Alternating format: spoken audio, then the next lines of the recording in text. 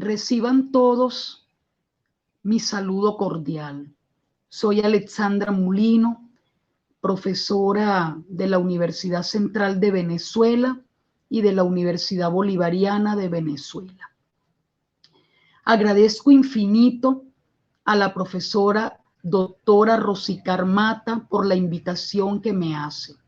Ella es coordinadora del postdoctorado en Dirección Técnico-Política de la Gestión, núcleo crítica a la economía política de la salud.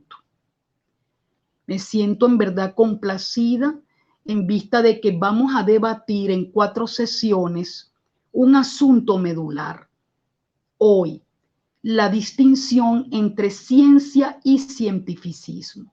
Por lo tanto, esta primera grabación se titula La distinción entre ciencia y cientificismo como emergencia político-ideológica hoy. ¿Por qué hoy?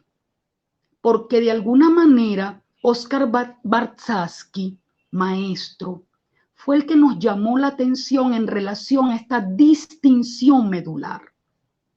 Pero la diferencia entre el momento histórico en el que el maestro Bartsaski planteó respecto de la ciencia una vez que la distinguió del cientificismo, era la de crear una nueva ciencia en términos revolucionarios.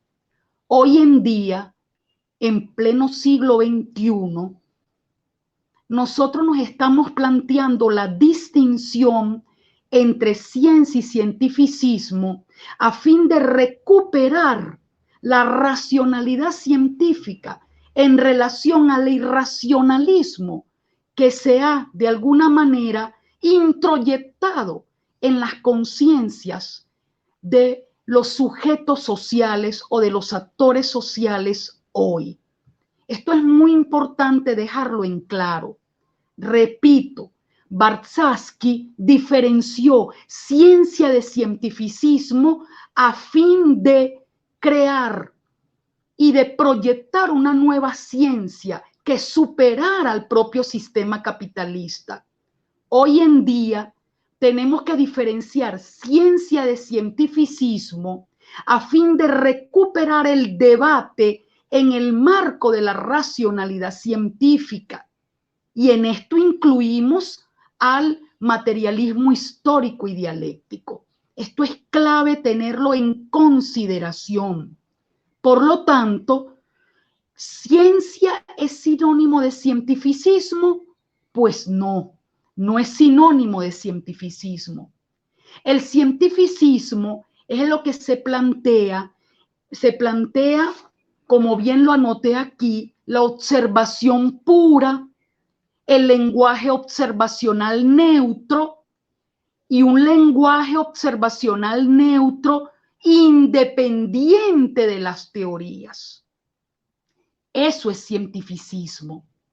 Y en el campo de las ciencias sociales, especialmente en el campo de la sociología, de la psicología, entre otras disciplinas que conforman las ciencias sociales, inspiradas en estas tesis propias de las ciencias naturales, pero en el campo de la filosofía de la ciencia, de que la observación es pura, como le dije hace unos segundos, de que el lenguaje tiene que ser observacionalmente neutro y que debe deslindarse de las teorías, lo encontramos en las ciencias sociales con los siguientes mitos: que el sujeto tiene que revestirse de neutralidad axiológica a fin de abordar el objeto y por lo tanto debe, digamos, elaborar, construir,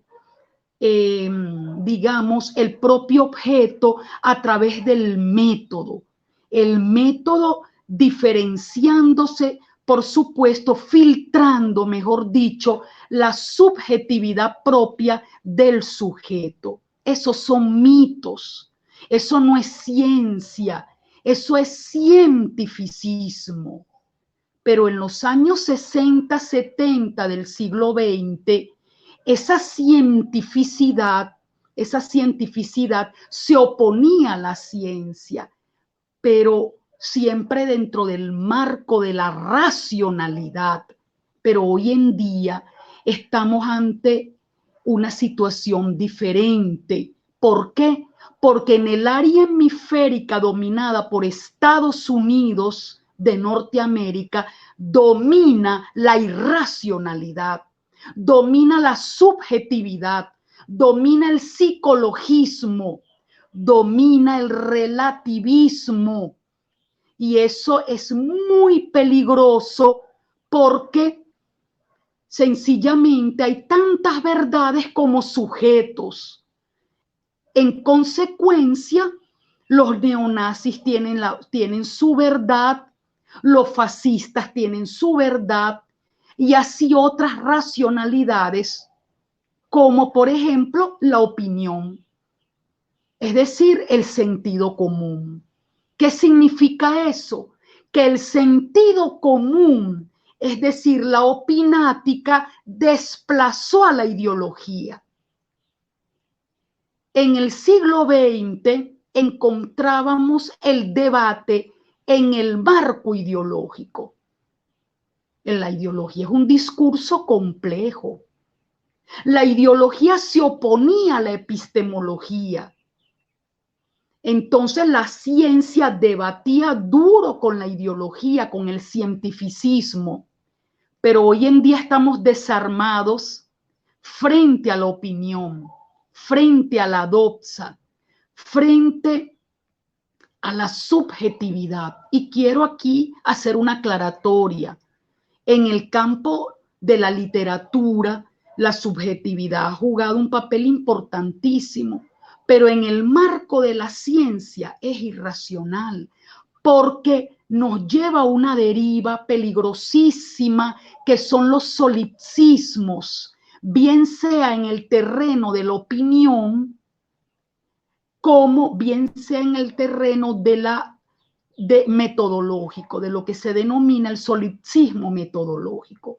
Por lo tanto, estamos en verdad en el área hemisférica dominada por Estados Unidos, como lo dije hace un rato, donde se impone un pensamiento único en el marco de las subjetividades, de las múltiples verdades denominados posverdad, tal como lo plantean los sociólogos críticos hoy en día, entre ellos Miguel Ángel Contreras Natera. Es uno de los científicos sociales más importantes del país que ha estudiado esta situación del relativismo extremo que plantea la posverdad. Sugiero que se le hiciere una entrevista a este intelectual orgánico venezolano. Bien, por lo tanto, como les decía, estamos oponiendo ciencia, o mejor dicho, estamos distinguiendo ciencia de cientificismo para luego recuperar el sentido racional de la ciencia a fin de embestir el irracionalismo. A eso hemos llegado hoy en día. Ese es el objetivo de la ciencia, sea empírica o marxista. Fíjense, yo le decía al doctor Miguel Ángel Contreras Natera, de igual manera al doctor Ali Rojas Olaya, entre otros.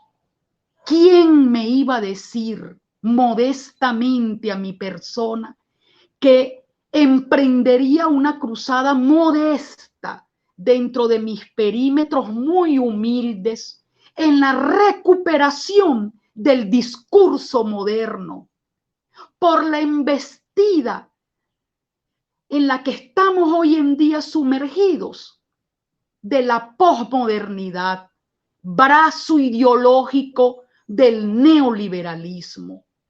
Entonces no vamos a permitir que tesis de carácter estrictamente ideológico y subjetivos vayan a desdibujar, vayan a invisibilizar y a confundir a los sujetos intelectuales universitarios y básicamente a los intelectuales orgánicos que están vinculados con la militancia política en la calle, con lo que denominamos de manera general el pueblo. No vamos a permitir esa confusión que han generado las grandes academias de Occidente después de los años 70 del siglo XX.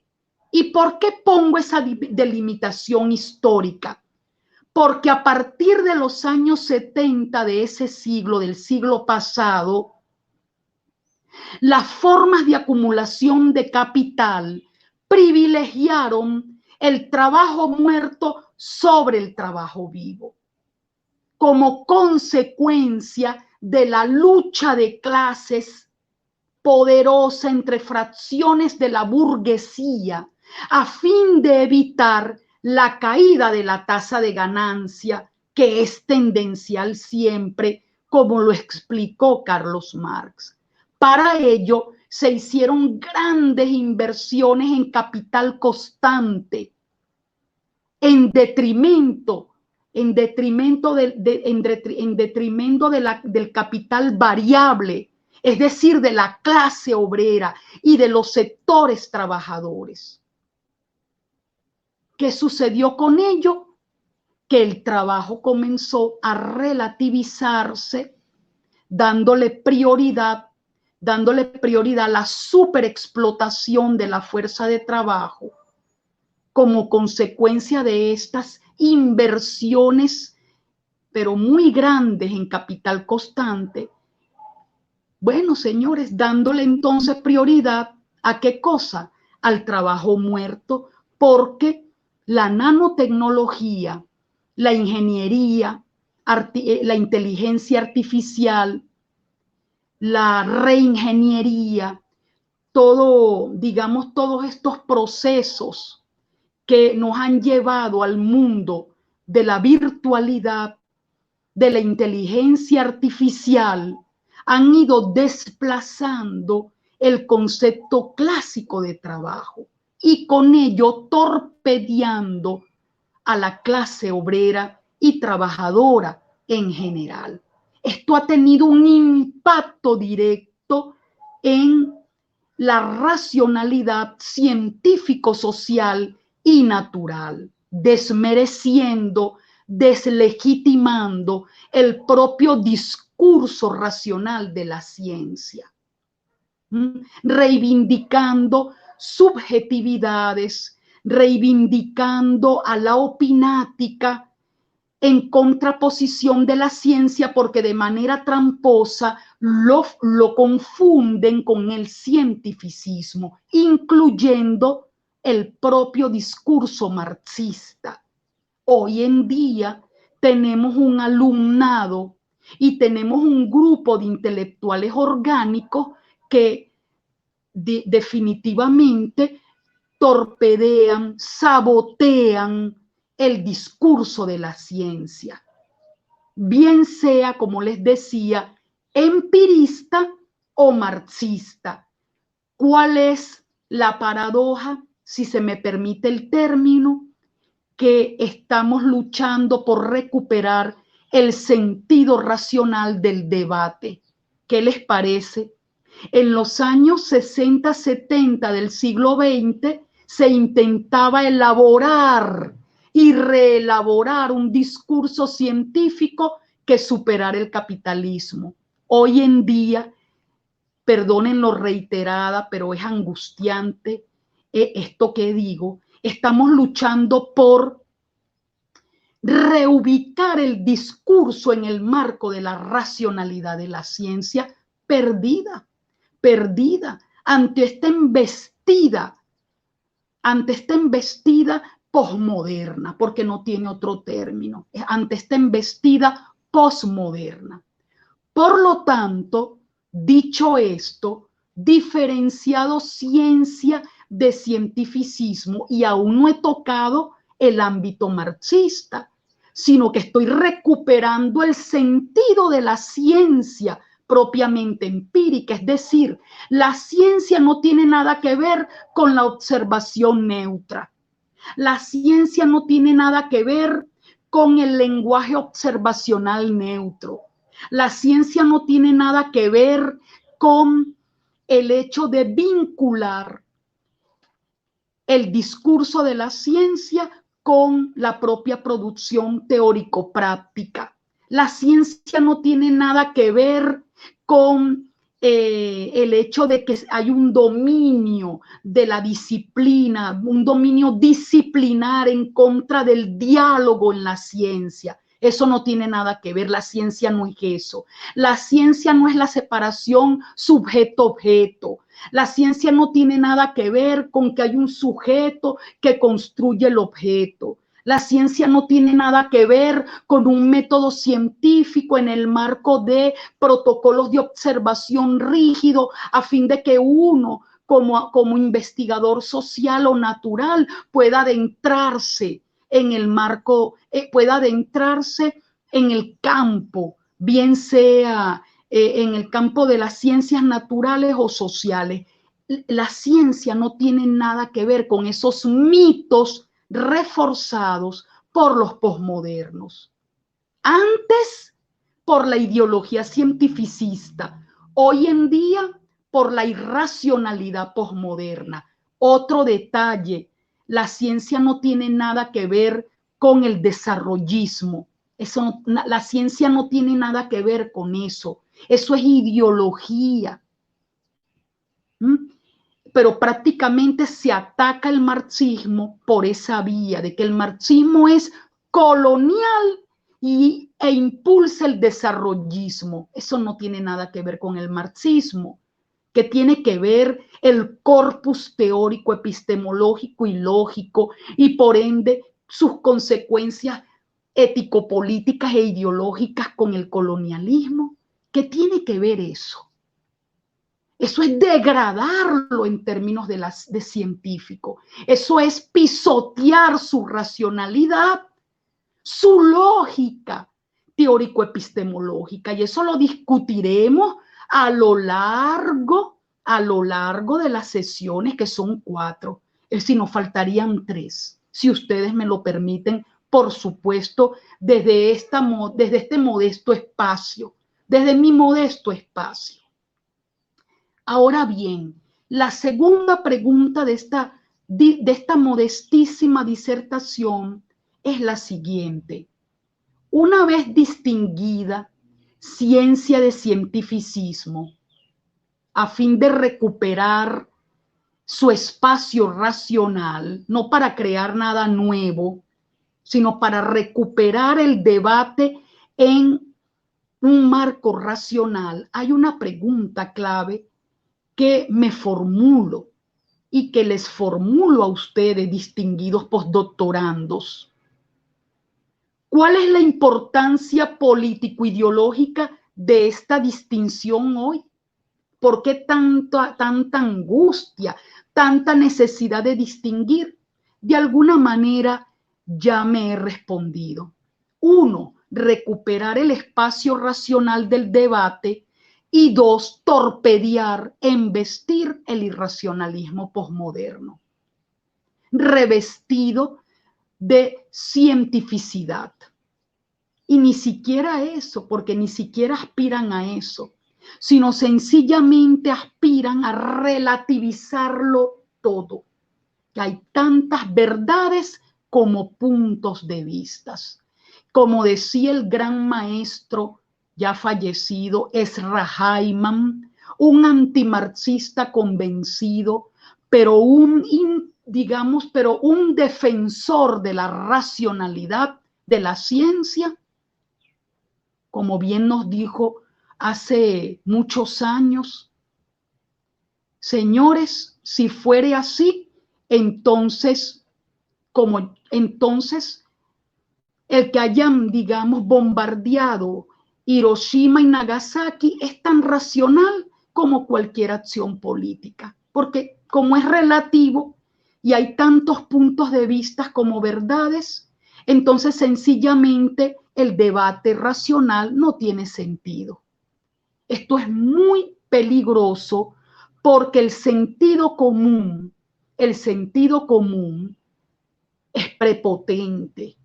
Te dice, bueno, mira, es mi punto de vista y es lo que yo defiendo.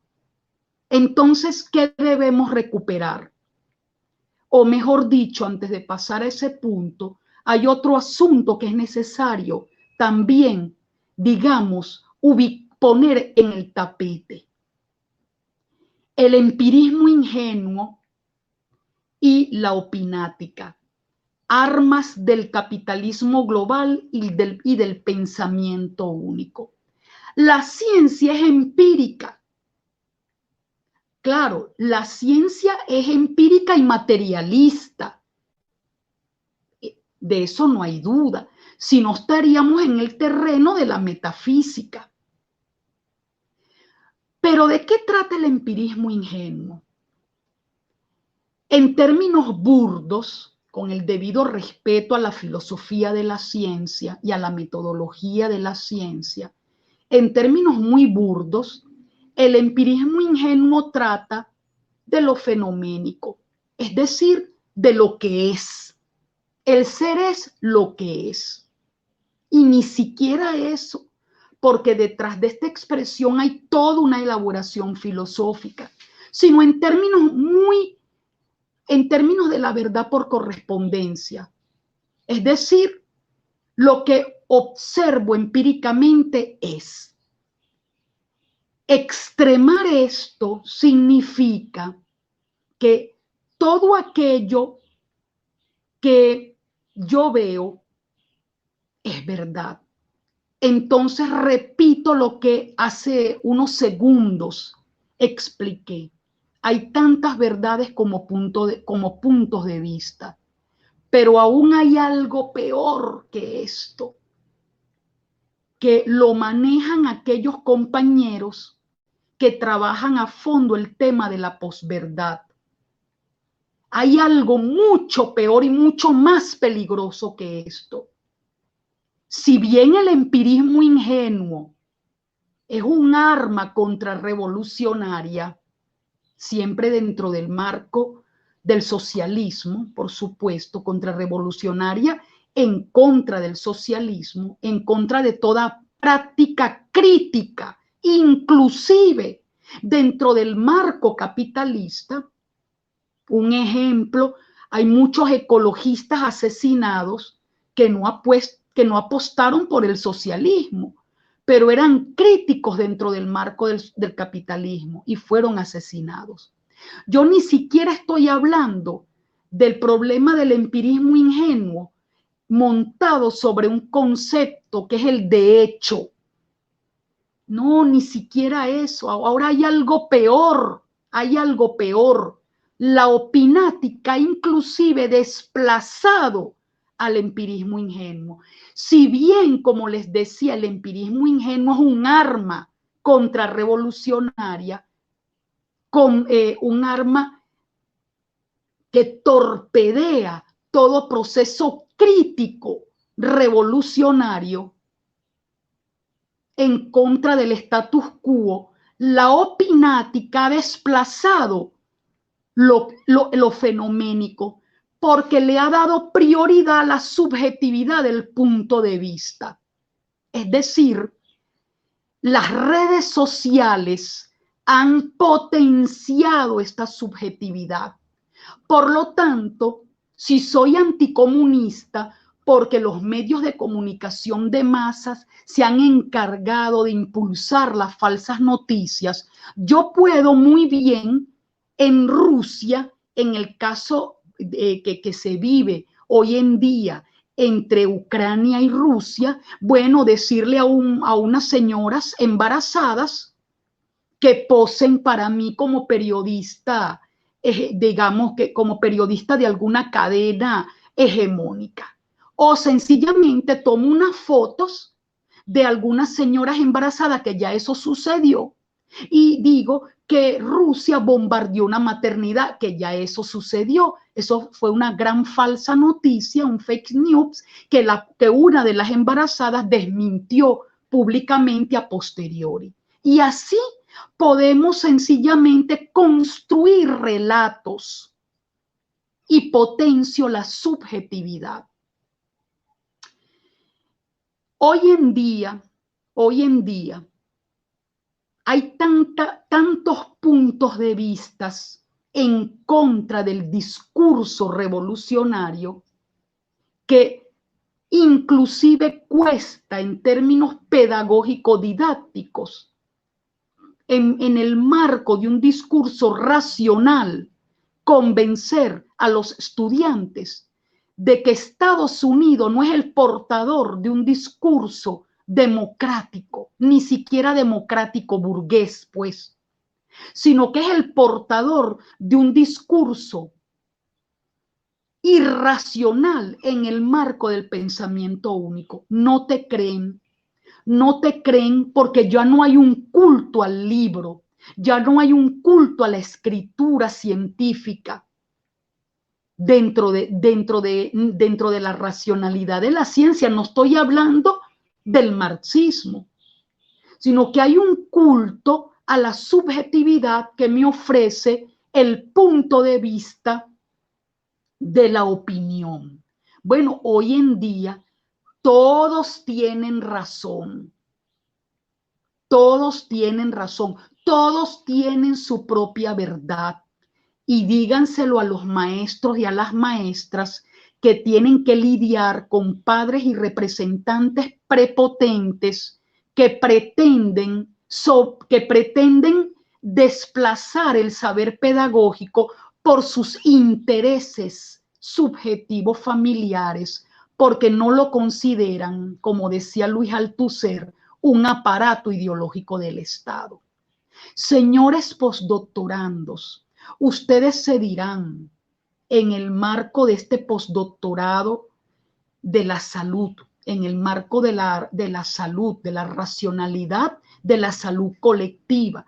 Me imagino que la mayoría de ustedes son médicos, enfermeras y enfermeros, bioanalistas o sociólogos expertos en salud pública. Ustedes dirán, ¿y qué tiene que ver esto con lo que yo hago acá? Yo hago ciencia, si usted hace ciencia, ciencia del dato, ciencia del hecho, pero le tengo malas noticias. Ni siquiera la estadística, que fue prepotente, que intentó convertir el dato en la ciencia misma, hoy en día tiene legitimidad. Esto hay que decirlo. Por ende, hay que debatir, y lo haremos a lo largo de las sesiones, cómo recuperar ese discurso estadístico que no es ciencia, simplemente recoge de manera técnica sofisticada el dato para luego procesarlo teóricamente desde disciplinas y subdisciplinas.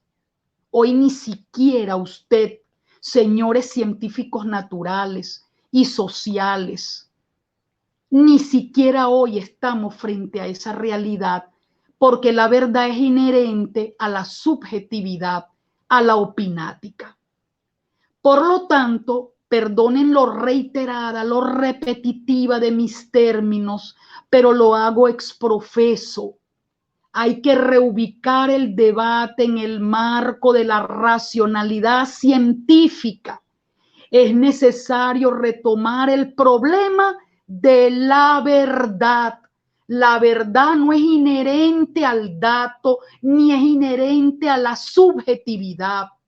La verdad es inherente a la propia racionalidad de la ciencia, que se expresa en la metodología de la ciencia, y la metodología no es sinónimo de técnica. Muchos sociólogos han creado una gran confusión. Metodología no es sinónimo de técnicas de investigación.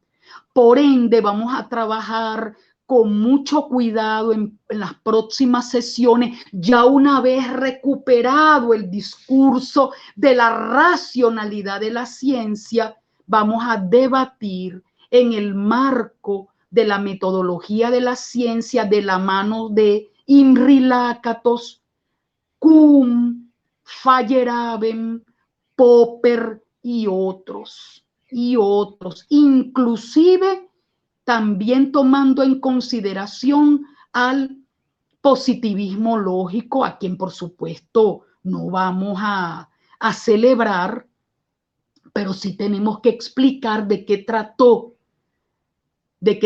a fin de reivindicar a estos metodólogos de la ciencia heterodoxos. Pero eso será para la próxima sesión, una vez, repito, obsesivamente reubicados en el marco de la racionalidad de la ciencia. Bien, entonces, permítanme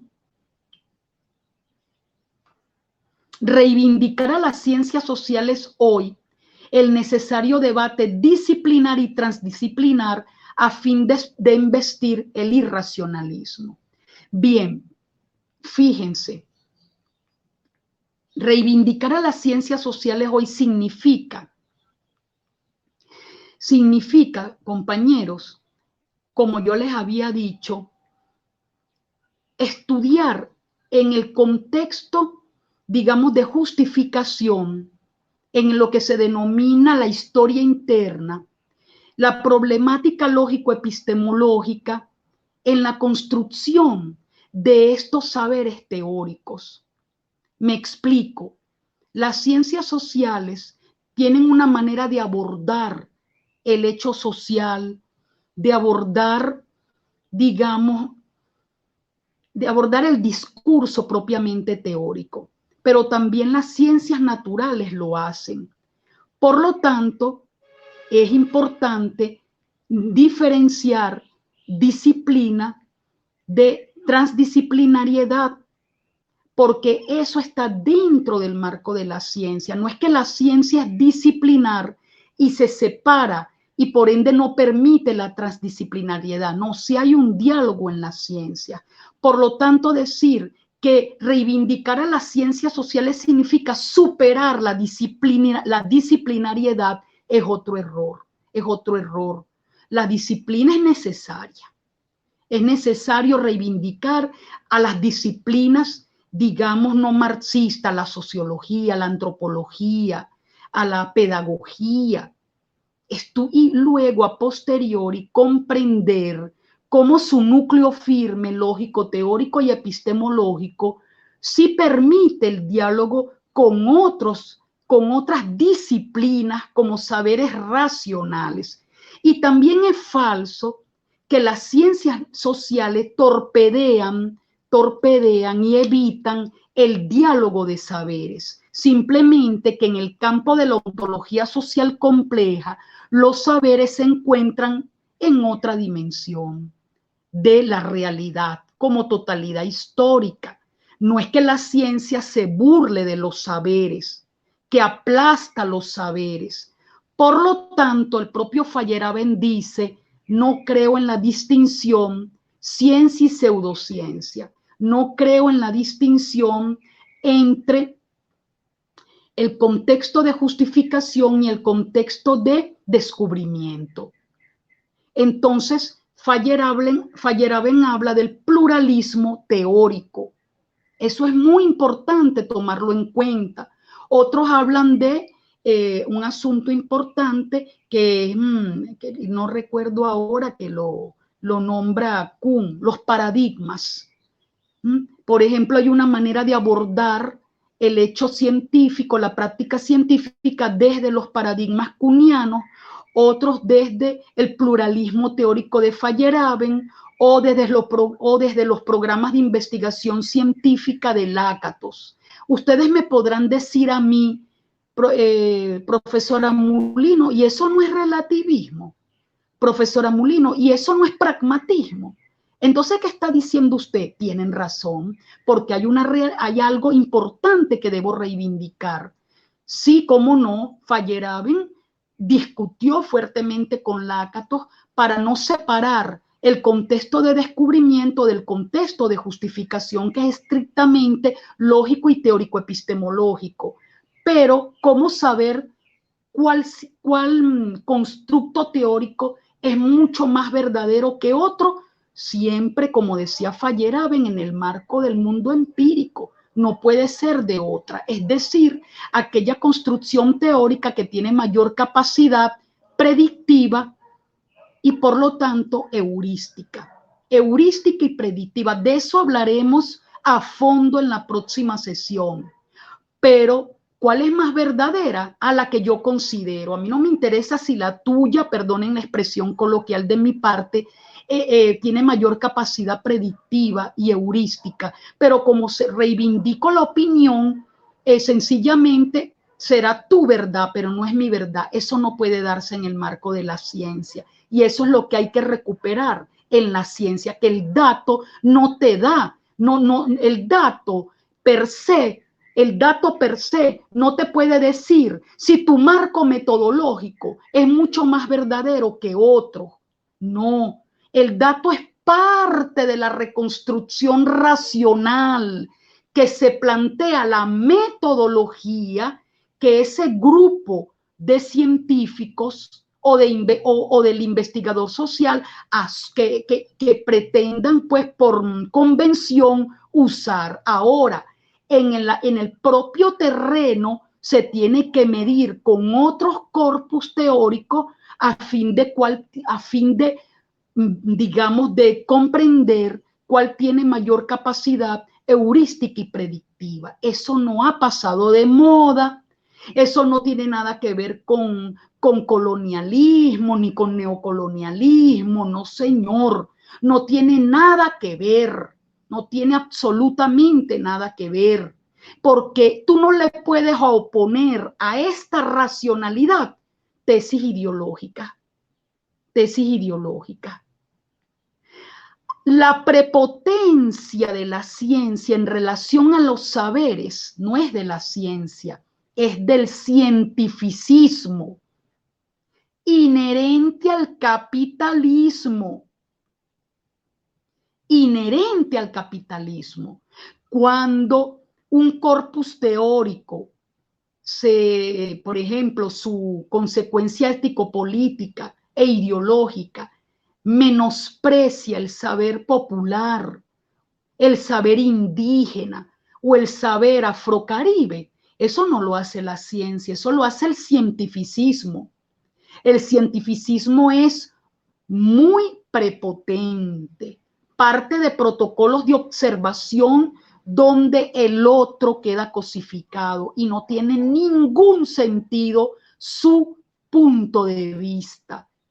Por algo que me dijo un amauta peruano-boliviano hace casi 20 años, que a mí me dejó sorprendida, muy sorprendida.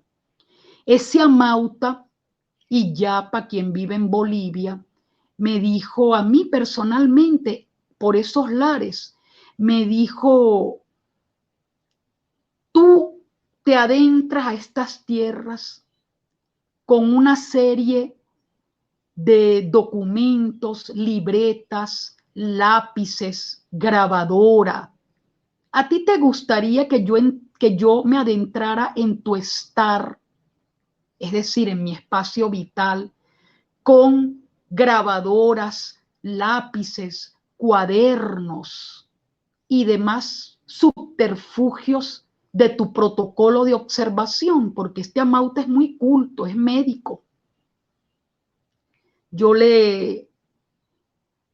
Mire, sinceramente, lo miré y no supe qué responder. Ahí yo me descubrí neopositivista.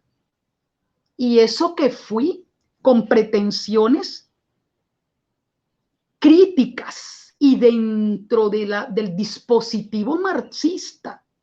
Y resulta que la Mauta me reubica el problema y después de mucho padecer, perdonen un poco la dramatización de lo que digo, pero después de mucho padecer, me dije a mí misma, y lo escribí en mi diario de campo, soy neopositivista. Porque yo me adentré a esas tierras con la pretensión de poner a prueba el concepto de observación de campo. Y la que terminó observada, vapuleada y reubicada fui yo. Pero ¿qué entendí? Que no fui con un discurso científico de la ciencia, sino con un discurso cientificista, prepotente. Tú eres mi informante clave. Yo debo filmarte, yo debo grabarte, yo debo observarte en tu casa, en tu estar. Yo debo hacerte entrevistas abiertas y cerradas. Yo debo redactar un diario de campo. Y eso implica diálogo de saberes. No hay ningún diálogo de saberes. Yo te estoy cosificando. Bueno, eso ha hecho la sociología, eso ha hecho la antropología, eso ha hecho la medicina. La medicina es una técnica altamente refinada que se monta sobre una concepción teórico-epistémica cosificante del otro. Así de sencillo. Cuando tú al otro lo reubicas como paciente, como informante clave, tú lo conviertes en una cosa, en un objeto. Eso no es la ciencia.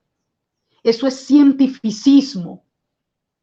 Y ese cientificismo es inherente a la racionalidad de la acumulación de capital.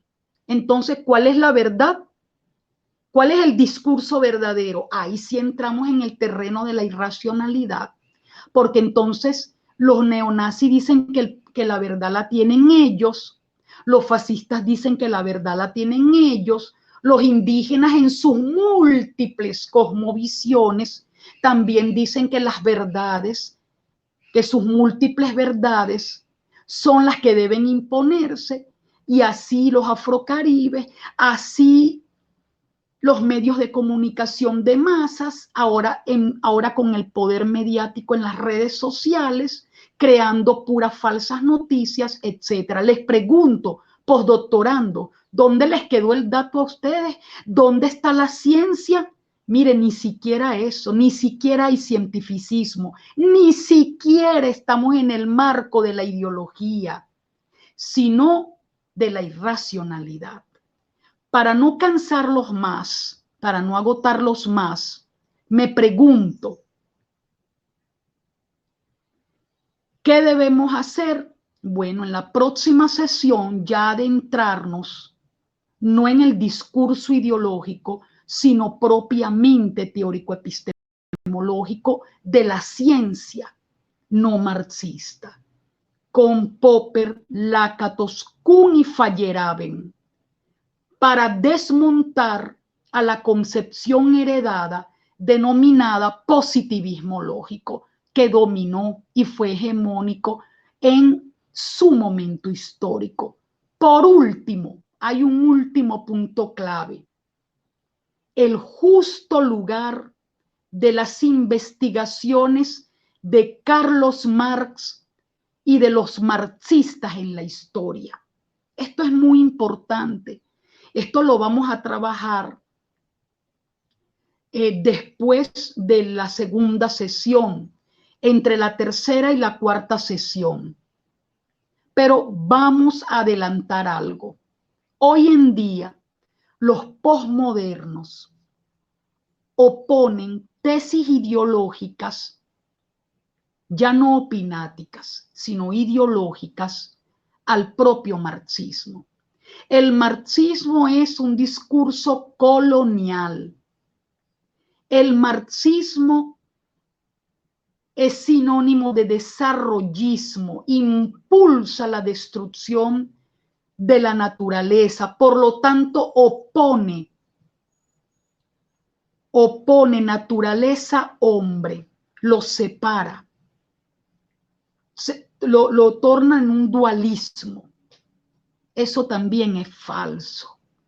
Eso también es, digamos, peligroso proponerlo, porque yo no hablo de Carlos Marx, el hombre, el ser humano, Yo no estoy planteándome un discurso psicosocial, que si fue antibolivariano, que si fue mujeriego, que si fue mala gente, que mató de hambre a sus hijos, que le fue infiel a Jenny, que tuvo un hijo fuera del matrimonio. Yo no estoy planteándome asuntos morales que también son relativos. No nos estamos planteando asuntos de carácter psicosocial complejos. Que si Marx mató, perdonen la expresión coloquial, mató de hambre a sus hijos porque me atacan a mí, perdonen mi yoísmo, por favor, porque ¿quién soy yo? Para que me atacan a mí, bueno, me pueden atacar las veces que quieran, no pasa ningún problema. El problema son las consecuencias ético-políticas, porque son quienes me atacan son los estudiantes de pregrado y de posgrado. Profesora Mulino, Marx mató de hambre a sus hijos, tal cual, con esa expresión coloquial burda. Carlos Marx nunca trabajó, fue un mantenido de Engels, de Federico Engels.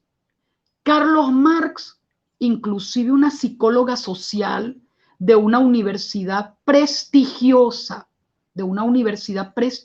venezolana, y no hablo de la UCB, hablo de otra universidad prestigiosa, me dijo a mí que cómo se me ocurría a mí reivindicar el discurso marxista si Carlos Marx había cometido inclusive incesto con sus hijas. Señores, perdonen las barbaridades, pero esas tesis son opináticas y las oponen al marxismo con consecuencias ético-políticas importantes, porque el estudiantado venezolano, latinoamericano y europeo occidental, en su mayoría, no todos por supuesto, sienten animadversión por el marxismo.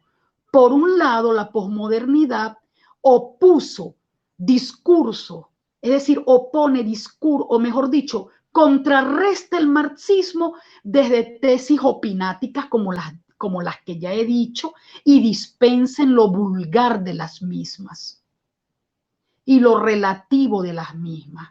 Pero por otro lado, los más sofisticados, los intelectuales de alta envergadura, te dicen el marxismo es colonial. El discurso de Carlos Marx es colonizador y neocolonizador.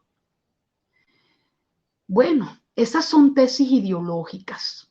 Entonces hay que decir que Mariátegui, el gran Mariátegui, escribió tesis coloniales y neocoloniales. Entonces hay que decir que Salvador de la Plaza, ese eminente marxista venezolano, escribió tesis coloniales y neocoloniales. Hay que decir que la teoría de la dependencia es colonial y neocolonial. Señores, eso es falso, porque se montan sobre tesis opináticas e ideológicas. Los más sofisticados son los que dicen estos, que es colonial, que tiene que ver, para ir terminando, y disculpen por favor algunas expresiones extremadamente coloquiales de mi parte, que tiene que ver la racionalidad interna del propio dispositivo teórico, epistemológico y lógico del marxismo con lo ideológico. Es más, malas noticias para los posmodernos, porque nos vamos a adentrar en sus dispositivos internos. Una vez que desmontemos, como diría Lakatos, Feyerabend, Kuhn, una vez que hagamos la reconstrucción racional de ese corpus teórico, nos vamos a dar cuenta que sus consecuencias, que sus expresiones ético-políticas e ideológicas no son ni coloniales ni neocoloniales, porque son históricas. Y hay conceptos como el de estructura, entre otros, explicado por la teoría de la dependencia venezolana, como con Maza Zavala, con Ramón Lozada Aldana, con Federico Brito Figueroa, con Luis Antonio Vigó, con María Gilda Castellano y otros que te explican que sus consecuencias no son coloniales, porque están en el marco, digamos, esa construcción está en el marco de la propia formación social, no solo venezolana, sino nuestroamericana, en una dimensión de la totalidad social, de la totalidad histórico-social. En esa ontología social compleja hay una dimensión estructural, hay una dimensión coyuntural, etcétera. Nosotros nos vamos a detener en la dimensión estructural para demostrarle a los posmodernos que no hay ninguna consecuencia de carácter ético, político e ideológico colonial y neocolonial, porque son descolonizadores, son propuestas teórico-conceptuales y categoriales descolonizadoras, incluyendo las propuestas de Teotonio dos Santos, Vania Bambirra, Rui Mauro Marini, entre otros. Y sí me gustaría, al terminar estas 4 sesiones, finalizar con, digamos, con el estudio junto con ustedes de una entrevista que se le hizo a Miguel Ángel Contreras Natera sobre toda esta temática, un poco para reubicar el sentido racional de lo que explico en sus justos términos. Muchísimas gracias y disculpen las molestias.